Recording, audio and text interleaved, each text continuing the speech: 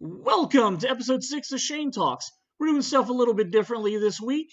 I'm going to have a lot of guests on, but all for very brief, short periods of time, because I'm trying to find out what everybody's favorite concession candy is when they go out to the movie theaters. So today, first up, we're going to start with my wife and daughter, and we're going to ask Caitlin and Lily, what's your favorite concession candies when you guys go to the theater? My favorite is the Snow Caps. And my favorite is Skittles. All right, thank you. Jason Mayer, what's your favorite concession candy? All right. You're asking me for candy, but I'm thinking chocolate or fruit flavored, but you haven't told me which one. Okay. So I'm going to have to go with both. All right. I have to tell you, for chocolate, I want Milk Duds when I'm sitting in the movie theater. Okay. And for fruit flavoring, I want Haribo Gold Bears. They are the best thing to eat while watching a film for me. So. All right, I'm going to jump in here for a quick second and explain something. Because of the fact that Jason has decided to name 2 candies, he will be awarded a half a point for each of those candies. And should anybody else moving forward list a second candy, each candy will only receive 1/2 point in the voting. Just wanted to address that before we get too deep into this. Brandon Yoder, what's your favorite concession candy? If I'm just getting candy, I'll go for something sour, like a Sour Patch Kids. But if I'm also getting popcorn, 100% of the time I'll get Twizzlers. Something about the butter and salt on my fingers from the popcorn that then get on the outside of the Twizzlers just make them all the better. Ryan Smith, what's your favorite concession candy?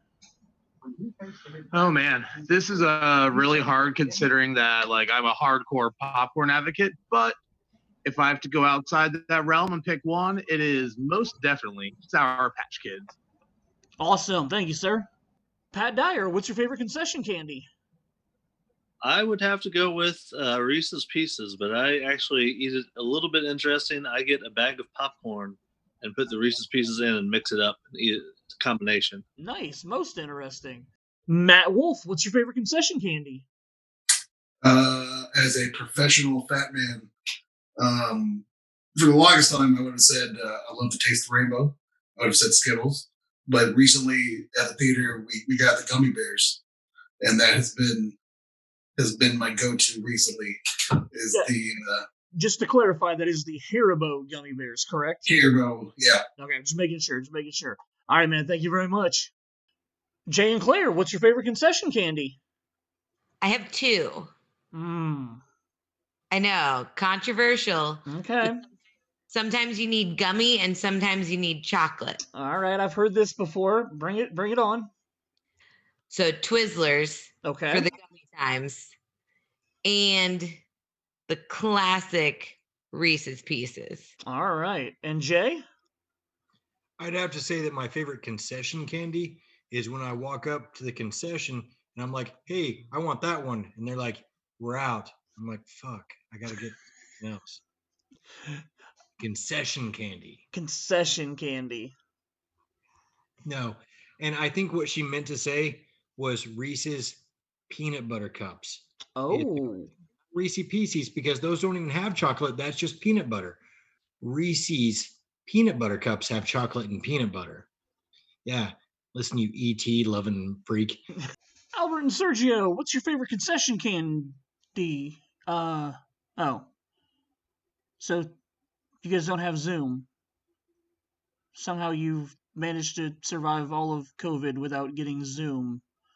So Albert says that Bunch of Crunch is his favorite, and Sergio always gets Reese's Pieces. I guess that's going to have to do. Jason Richardson, what's your favorite concession candy? Junior Mint. Tyler Berry, what's your favorite concession candy?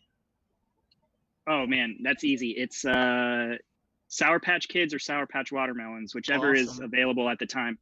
Thank you, sir. Dion, what's your favorite concession candy? Milk Duds. They last longer than anything else, so you get them for more of the movie. And they are a traditional movie theater candy. They pair well with Dr. Pepper.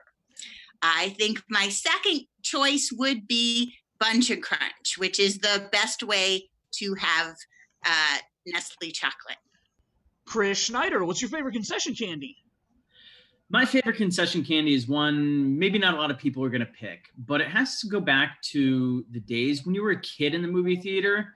I mean, how many times did you put a piece of licorice in your soft drink and use it as a straw, right? You both bite both ends off and it becomes your straw. Oh, And I it have was a feeling I know what this is. the best thing ever. And so, well, you might think Twizzlers is my favorite candy for the movies. Nope. It's actually Red Vines. Yes, thank So, you. You're the first Red Vine voter, and that is mine. It's the Red Vines. I Nice. like the Red Vines. They taste cheaper, but they're amazing. And They are they're delicious. thicker, and they make a way better straw. So Oh. Red Vines, you're my number one go-to for the movies. Awesome, and I am making 2 votes for Red Vines because I'm throwing my vote in now with Chris. So 2 votes for Red Vines. Hey Snow, what's your favorite concession candy? Peanut M&Ms. That will forever be my favorite. It's not so much just the fact that they're peanut M&Ms, but my dad got me hooked on this as a kid. Popcorn, peanut M&Ms, same tub, mix it together. Best combination for every movie. Andrew Mayer, what's your favorite concession candy? I'd have to say peanut butter cups. Okay, unfortunately I gotta cut Drew off there real quick just because his microphone was obviously not cooperating with us while we were trying to record. We tried 2 different microphones, not sure what the issue was. I told him I'd try to clean it up in post, and none of the filters or anything I ran on the audio could get it cleaned up, so it was pretty tough to listen to the rest of him talking, but I wanted to make sure that you got to hear his vote. Mark Stratton, what's your favorite concession candy? Well, it depends. If I'm looking for a candy that's kind of like fruit based, it's Twizzlers all day, every day. If it's chocolate, if I'm in the mood for something chocolate, Milk Duds, Junior Mints are 2 of my favorites, although I can be kind of partial to chocolate covered peanuts, goobers. And it kind of depends on the movie. I've noticed that if I'm seeing comedies or action films, I tend to want the fruit candy. And if it's drama or really intense films, I tend to want the chocolate candy. I don't know why that is, but so if you had to pick only one of those chocolate candies, which would your chocolate candy be? Junior Mints. Junior Mints. All right, very cool. Thank you very much, sir. You're welcome. Burton Fisher, what's your favorite concession candy? My favorite concession candy is cookie dough bites, just because it pairs well with popcorn. So if a concession stand ever has it, that's always my go-to. Mary Baker, what's your favorite concession candy? It would be Sour Patch Kids because they are chewy, sour, they don't make a lot of noise, and they're delicious. And they pair well with popcorn. Dave Mayer, what's your favorite concession candy? I am gonna. I feel like I'm outing myself here. It's Dots. Believe it or not, I'm a Dots guy. And if I have Dots, I don't need popcorn.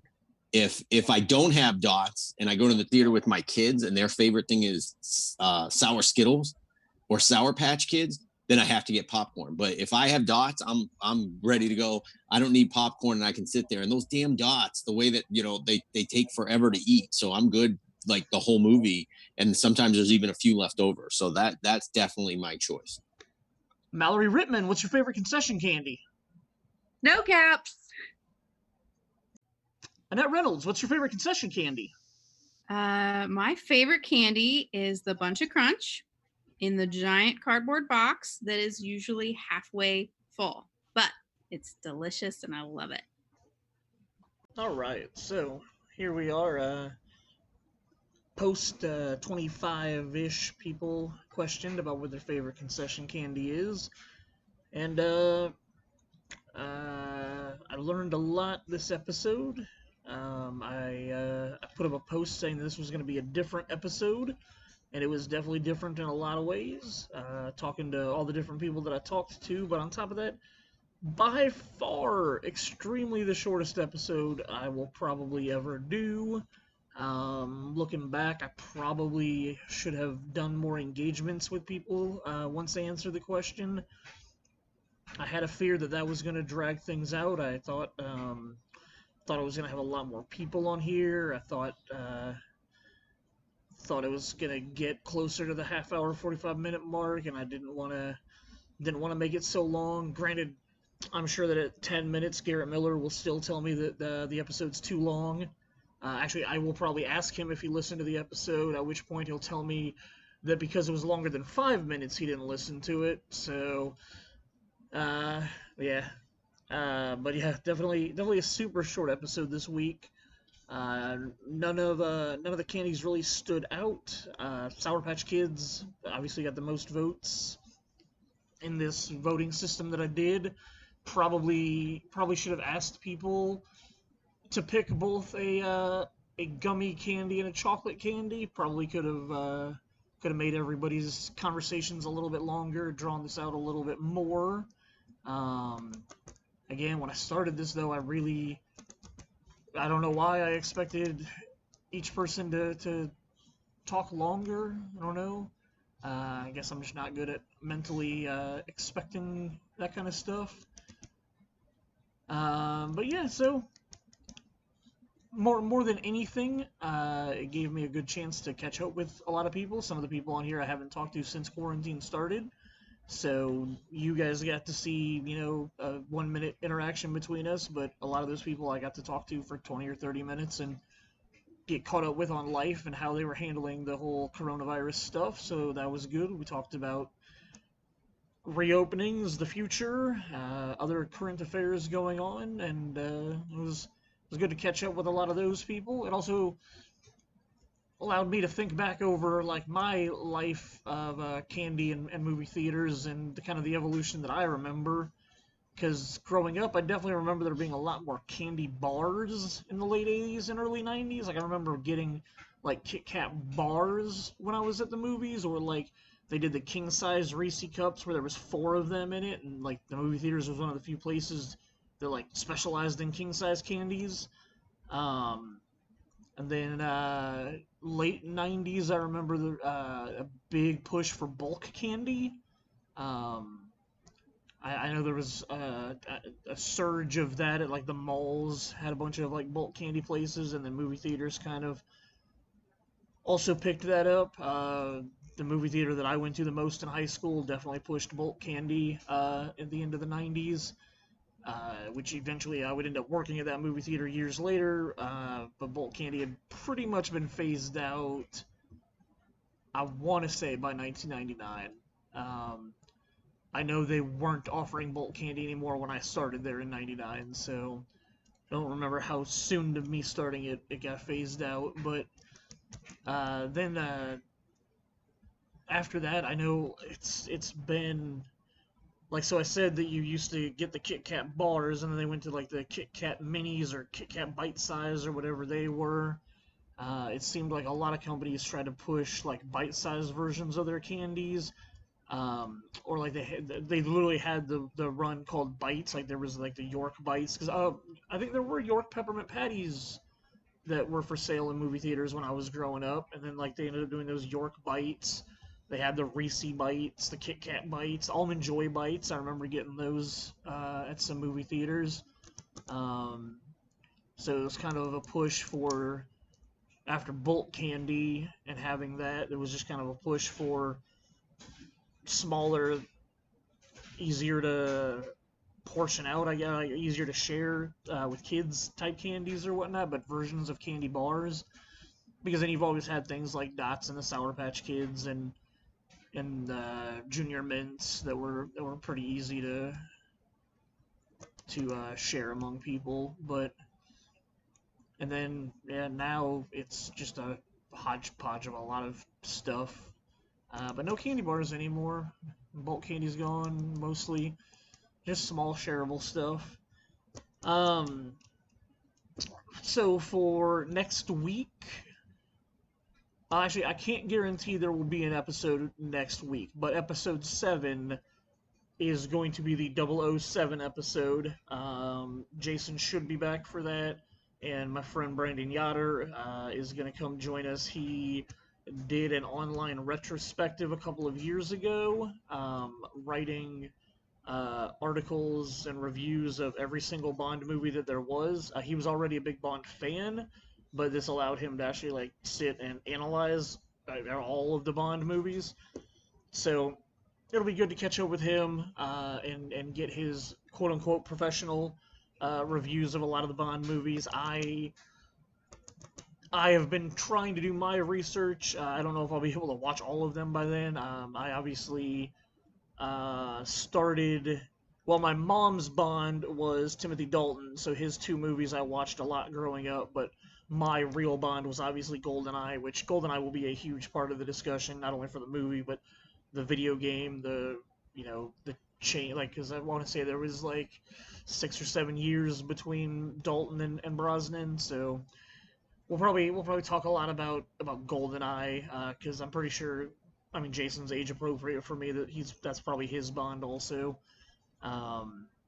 But we'll be going through some of the movies we'll breeze over because some of them, like, we won't really have a lot to talk about, but definitely the Brosnan and the bad Brosnan, and then Daniel Craig and the bad Daniel Craig movies. We'll be talking about all those a lot more in depth because we'll have a lot more to say about those. But yeah, so that will be episode 7. I am actually traveling to Arizona next week to visit family and friends.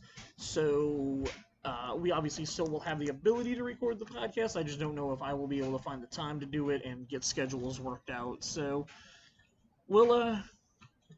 we will see how that all plays out. But the next episode that you guys will hit, well, actually, you know what? Honest truth is there will probably be a bonus episode in the next day or two. The $5 redo, revisiting the $5. After the conversation with Jason Richardson about the $5 bin, I literally went through 5 years of emails from Apple, all of my receipts from everything I've ever bought on the Apple Store, and found every movie that I paid $5 for via the Apple Store. So I am going to, by myself, do a quick run through all, it's like 90-some movies that I've bought from the $5 Apple bin. So I'm gonna do a quick run through of those, 20-30 minutes maybe, just as a follow-up to the $5 bin episode. I just need to sit down by myself and record it. It will take a few minutes.